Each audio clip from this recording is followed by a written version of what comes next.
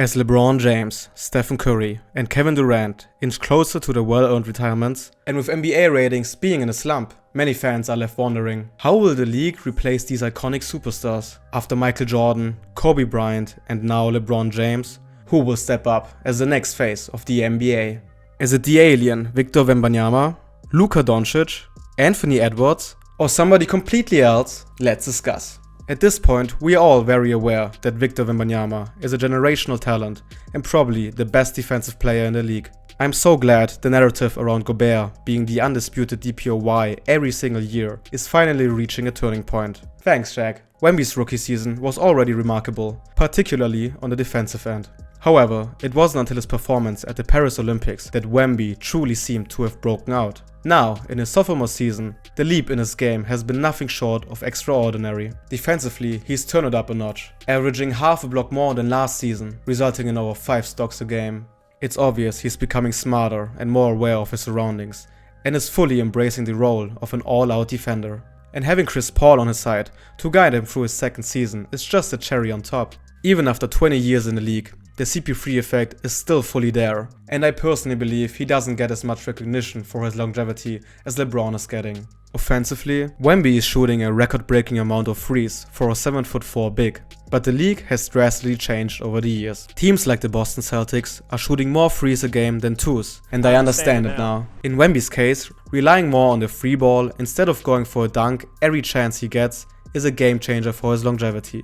It puts far less stress on his ankles, which could significantly extend his career and keep him performing at a high level for years to come. And once those threes actually start to hit, let me tell you, it's over for the league. By all means, Wembanyama has the potential to become the next Kevin Durant, or perhaps even surpass that, by becoming the next face of the NBA. And on top of that, Wemby seems to be just a chill guy that likes to play chess with his community during his free time. He generally seems like a very humble and likable guy, while also having a Kobe-esque work ethic if you've seen his interviews. This guy hates losing, but he will probably still lose in a chess match against Jaylen Brown.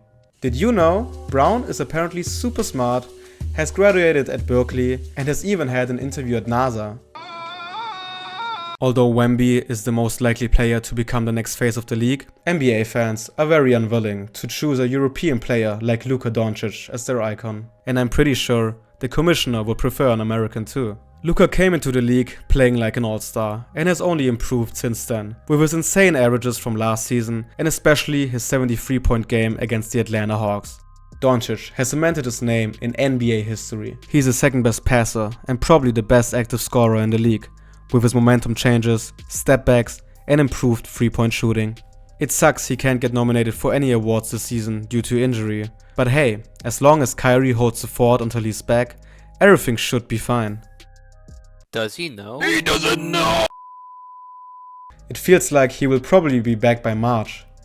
Damn. That's in spring. I miss you, Luka. Come back to me, Pookie. Alright. We've elaborated on his offensive versatility, so now we have to talk about his counterpart, his defensive rebounding. Yeah, looks pretty good to me, nothing to see here. On the other side of the floor, Luka is, well, how should I say it? He's an average defender. There, I said it. Also, Luka is pretty relatable, playing Overwatch in his free time, and for a 6'7" guy, he seems like a goofy nerd. Next up is Minnesota's Anthony Edwards. He used to be a highlight machine with his insane dunks and out of this world athleticism. Getting compared to the greatest of all time, you already know who it is. Michael Jordan on a regular. Stop it. Get some help.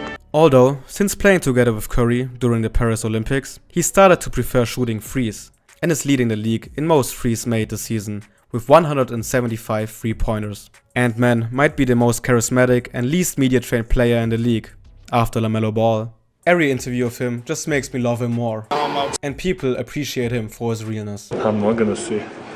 He truly has the potential to carry the torch of the face of the league. But it's still too early right now, and his team isn't looking as good as last season, since the loss of Karl Anthony Towns.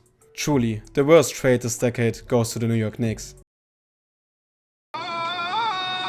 Another highlight machine we have to discuss is Ja Morant. His playmaking and dunks, especially the ones on giants like Wembanyama, are incredibly unique and make every single one of his games highly watchable. If you want to see how watchable each NBA team is, check out the video above. But his antics and scandals make it hard for the NBA to market him. And he seems like he doesn't even want to be the face of the league. On the other side, because of Ja Morant, the Memphis Grizzlies are currently one of the best teams in the league.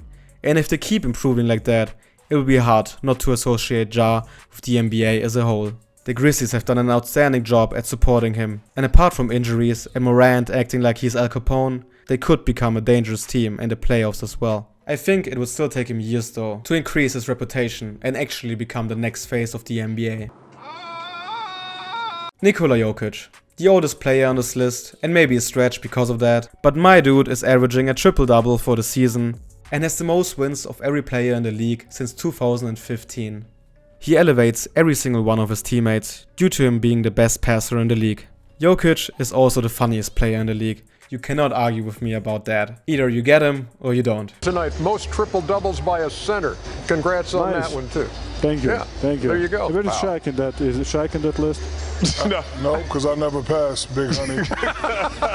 And he's charismatic as hell, goofing around when he has the chance to, and having a real passion aside from basketball. And he doesn't get hurt. Like never.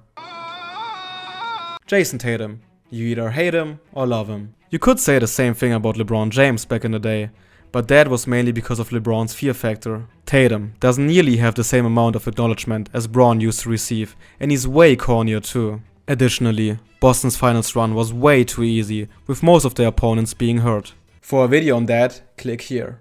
Or there, I don't know. Tatum uses every opportunity he has to relate to Kobe Bryant, but doesn't even have a speck of the aura Kobe used to have. Rest in peace to the Black Mamba. Shai Gilgeous-Alexander. Yeah, right? Alright, this was it. I've recorded for 37 minutes. It's probably gonna be a 5-minute video at the end, but I hope you enjoyed. Like, subscribe, comment, share. Yeah! What do you have to say to them? Thank you guys. Thank you for sending me and making me not having rest. Thank you guys.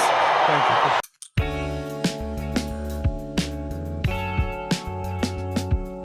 After Michael Jordan, Kobe Bryant, while also having a Kobe-esque work ethic.